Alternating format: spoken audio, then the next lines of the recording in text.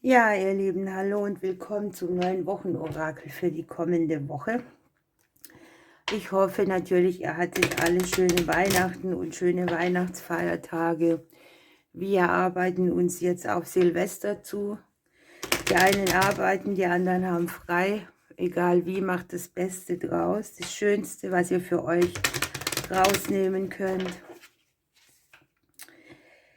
So, ich nehme heute mal mein Deck, weil wir da die Wunscherfüllungskarte dabei haben. Wir gucken für die nächste Woche, was da vielleicht möglich ist. Und ansonsten bedanke ich mich natürlich bei euch allen für euer Dasein, für eure Kommis, für eure Likes. Es ist immer sehr wichtig, dass da eine Bewegung ist. Und jetzt schauen wir einfach mal. Ihr könnt am Ende noch dranbleiben für eine kleinere Auswahlmöglichkeit. News gibt es diese Woche nicht.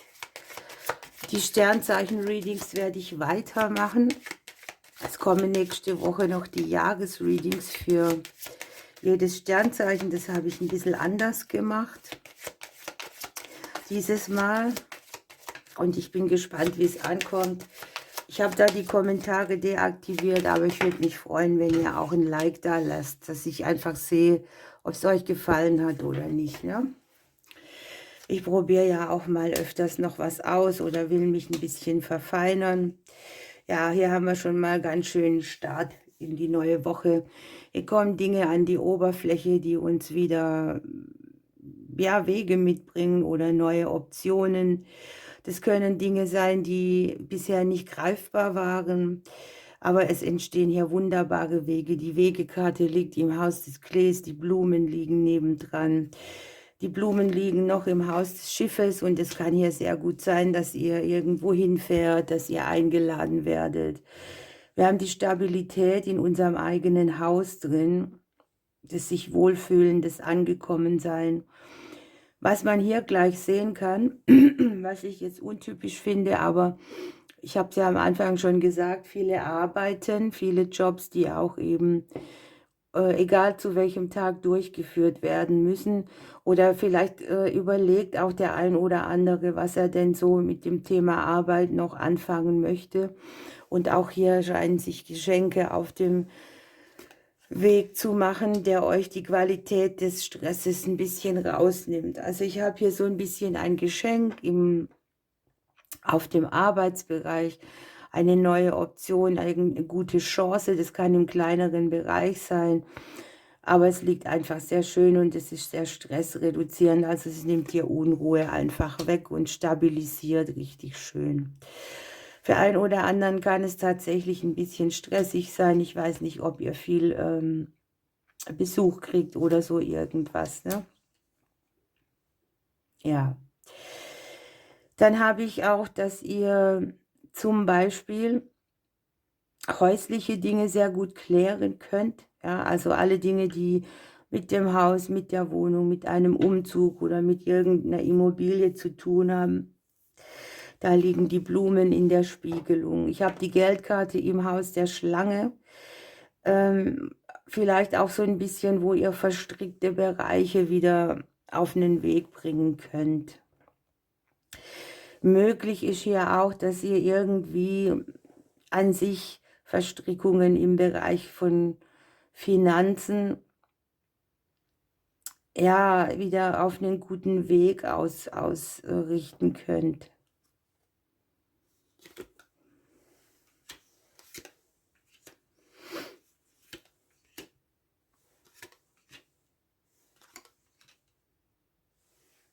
Es kann ja sein, dass ein oder andere sich plötzlich etwas einfallen lässt, sprich einen Weg verlässt, einen neuen hinzunimmt. Und das wird einer sein, den habt ihr so noch nicht angedacht und damit irgendwo einen Neustart generiert. Das kann im beruflichen Bereich sein, im häuslichen Bereich. Das kann so eine, wie nennt sich denn das? Ach Mensch, so ein Blitzgedanke sein, ja? Ein plötzlicher Gedanke, der dann umgesetzt wird und ihr habt an sich aber nicht so dieses, also man lässt etwas weg, eine Option und nimmt eine neue hinzu, aber die hatte man vorher noch nicht angedacht und das führt ja dazu, dass man sich größten Bereich des Umfeldes neue Türen öffnen kann.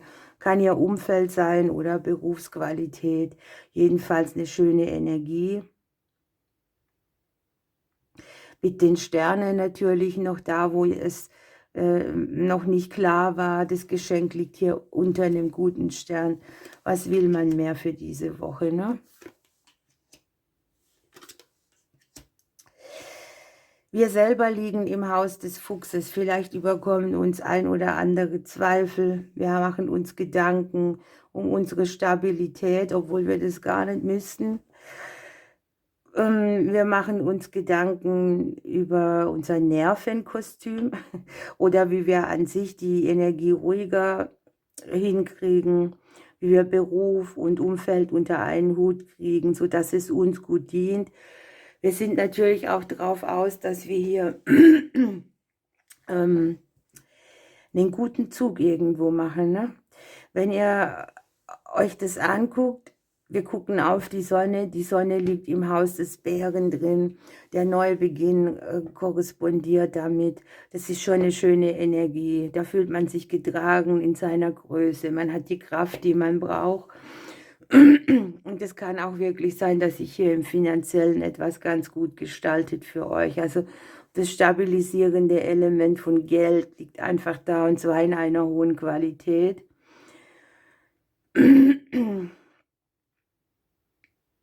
Wir spiegeln dann auch noch mit dem Stern, ne? Also eigentlich Top-Ding. Möglicherweise habt ihr hier schöne Momente mit Freunden oder mit Kindern. Ich habe die freundschaftlichen Beziehungen so ein bisschen unter dem Prüfstand. Da, wo es Konflikte gab, kann man neu aufeinander zugehen, einen Konflikt lösen oder etwas stehen lassen. Hier haben wir wieder die guten Nachrichten, die Seele, die sich erquickt. Aber ich muss sagen, es besteht ja auch so ein bisschen Konfliktgefahr im Bereich von erwachsenen Kindern oder Freundschaften. Aber das ist ja meistens auch die Feiertage so. Der eine will das so, der andere will das so. Das ist einfach so diese Energie, die diese Tage mit sich bringen. Ich bin immer froh, dass ich da für mich sein kann und nur meine Ängsten habe, dass ich das einfach nicht mehr brauche, so diese Familienfeiern, wo man dann gezwungen hingeht und hinsitzt und dann absitzt auch die Zeit. Das empfinde ich persönlich auch als große Freiheit. Okay, wir haben die Wunscherfüllungskarte hier im Bereich allen Dingen des Umfeldes.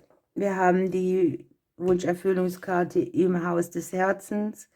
Wir können hier einen größeren Schmerz überwinden, einen Wunsch uns erfüllen, der sich bisher nicht erfüllen hat lassen. Und tatsächlich auch, ne, hier haben wir die Freundschaftskarte, so dieses Gefühl der Verbundenheit und Loyalität. Da kann sich hier nochmal die Spreu vom Weizen auch trennen, ne? Ja, die Liebe liegt hier so ein bisschen angezeigt, die Verbindungen zu Partnern. Es kann hier sein, dass auch an sich Veränderungen im Beziehungsleben eine Rolle spielen, weil es die Situation so erfordert oder weil ein Thema aufkommt. Für viele sieht man hier tatsächlich einen Menschen, der dir begegnen könnte, der dein Herz wieder in Aufruhr bringt oder der dir dein Getrenntsein von allem nimmt. Das Schicksalskreuz im Hause des Ringes heißt natürlich auch, wir lösen hier Verstrickungen auf in diesem Bereich. Und es wird wieder eine Woche, wo wir sehr viel klären und wo ich trotzdem denke, es können hier auch rasche Änderungen oder Planänderungen kommen, weil einem irgendetwas zugute kommt.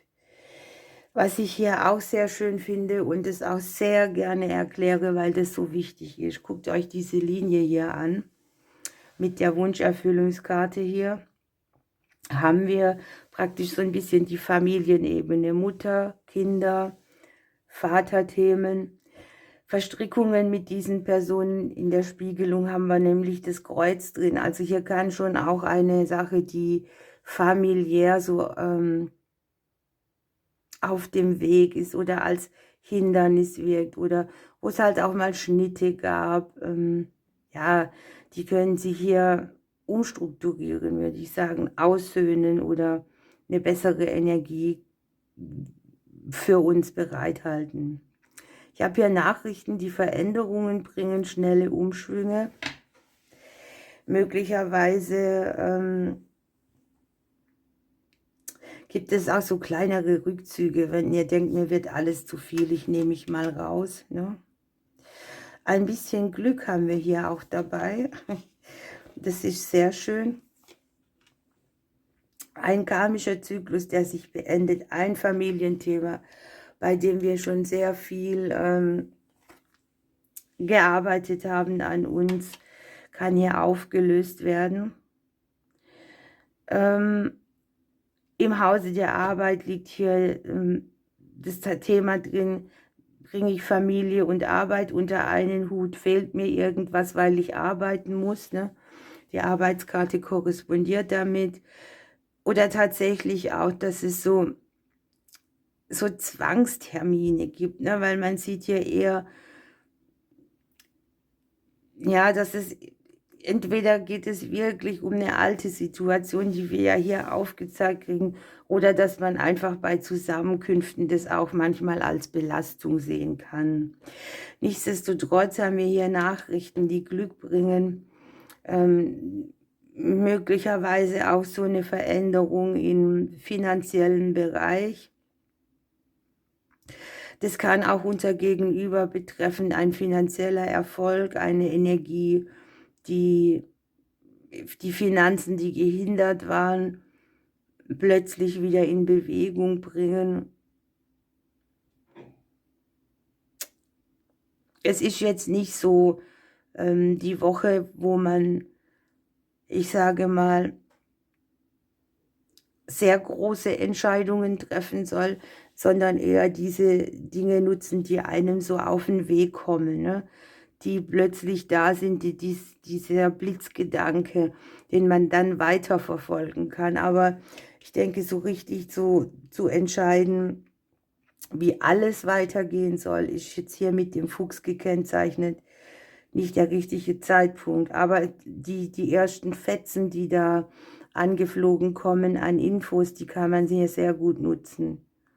Die liegen auf dem Weg, die kommen zufällig, die hast du dir so nicht ausgesucht.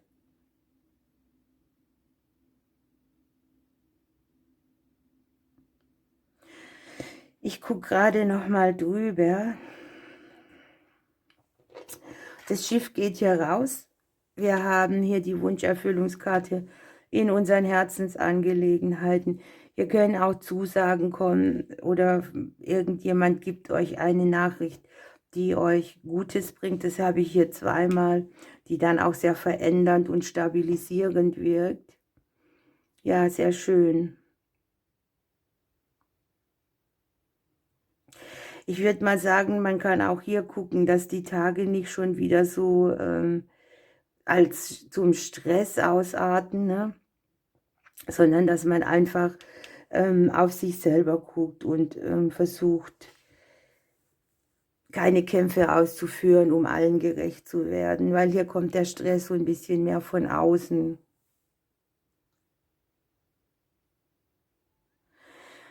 So zwischen den Jahren hat man ja oftmals auch das Gefühl oder dieses Ding, dass man, wie soll ich es nennen, Rückzugstendenzen hat. Also ich zumindest. Aber ich war ja auch immer sehr viel im Außen unterwegs und deshalb bin ich froh, dass ich das nicht mehr machen muss. Okay, dann nehmen wir noch eine fürs Kollektiv. Denkt daran, das ist eine kollektive Legung. Dieses Kartenblatt kann niemals für alle Menschen dieser Welt treffend sein. Und wir haben hier den Hirsch gekriegt und es wird eine Woche der Führung. Ja, und der Hirsch wird ja hier als, aufgrund seiner Pracht, als König des Waldes dargestellt und der kommt in unser Leben und sagt, ihr tritt mal aus deinem Schatten hervor, werden Leuchtfeuer, gestatte es niemanden, dein Licht zu schmälern und guckt euch hier mal an, wir gucken in die Sonne, das ist unser Licht, unsere Energie. Möglicherweise, weil wir hier auch das Berufliche haben, es geht ja darum, Führung aufzunehmen, kriegt der ein oder andere hier einen Posten auch angeboten, eine Führungsposition. Auch wenn man in Vergangenheit mehr so im Hintergrund war, ist jetzt eben der Moment gekommen, Verantwortung zu übernehmen und auch zu strahlen. Da kommt es auch nicht darauf an, wie alt du bist, was dein Status ist, dein Einkommen, sondern jemand, der anführt, ist jemand, der dominant, leidenschaftlich und motivierend auftritt, der eine Vision hat und mit Klarheit und Tatkraft Entscheidungen trifft. Hier, das finde ich jetzt auch sehr interessant, werden die Führungspersönlichkeiten so angezeigt, dass sie Wissen haben, das anderen dient. Das heißt, dass sie auch Sprungbrett für die Träume der anderen sind. Und ja, es geht einfach darum, hervorzutreten, andere zu inspirieren, seine eigene Führung anzunehmen, sich nicht klein zu machen und auch überhaupt in die Gänge zu kommen. Ne? Diese Themen werden in Zukunft eine Rolle spielen. Kann sich natürlich auch im partnerschaftlichen Bereich aufzeigen, wenn man so überdenkt. Der Mann ist meistens in vielen Beziehungen der sagt, wo es lang geht und wer die Hosen anhat.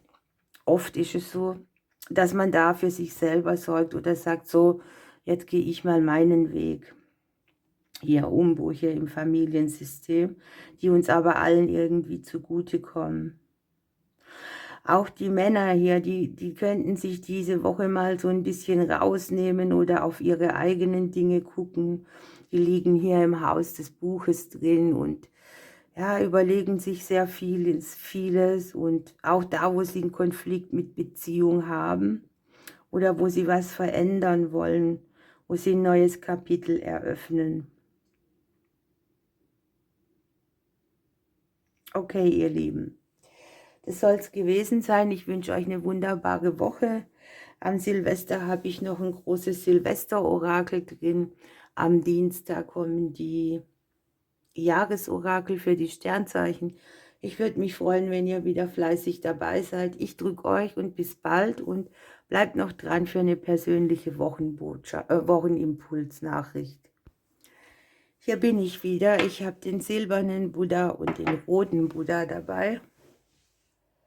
Und wir schauen, was die Karten uns hier noch mitgeben an Impulsen. Das hier ist ein Riesendeck.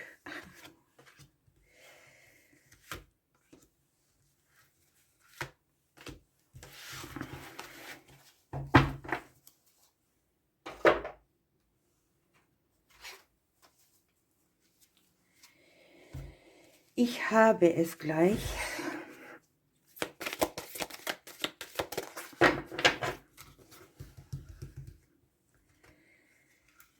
Da wollten 2 raus. Dann nehmen wir auf der anderen Seite auch 2.